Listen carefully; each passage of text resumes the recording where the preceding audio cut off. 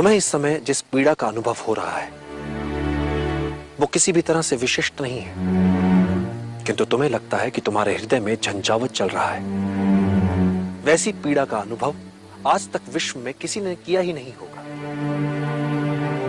किंतु ये एक साधारण सा आकर्षण मात्र है, एक पुरुष का एक स्त्री के लिए आकर्षण।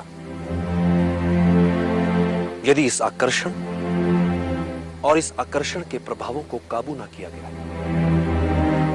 तो इसके भयंकर दुष्परिणाम हो सकते हैं।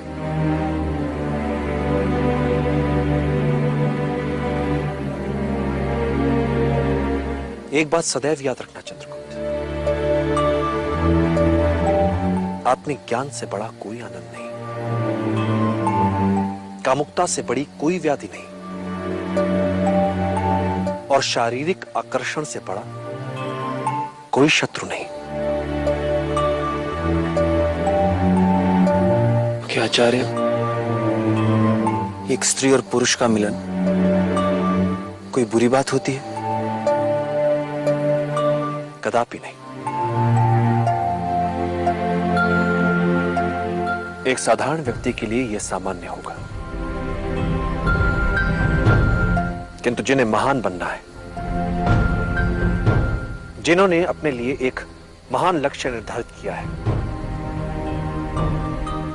उनके लिए ये घातक होगा, आत्मघाती होगा। जिसके मन पर प्रेम, आसक्ति, आकर्षण ने डेरा जमा रखा हो, वो व्यक्ति अपनी सत्ता और शक्ति का निष्पक्ष रूप से निष्पादन करने में असमर्थ हो जाता है। फिर वो अपने ही पूर्वस्व की छाया भर रह जाता है। वो सदैव असुरक्षा की कुंठा से पीड़ित रहता है। ये सब किसी किसान, किसी व्यापारी, किसी पदाति सैनिक के लिए सामान्य हो सकता है, किंतु जिसने अखंड भारत के सम्राट बनने का लक्ष्य निर्धारित किया हो, उसके लिए प्रेम, आसक्ति, कामुकता उसके पतन का कारण होती है।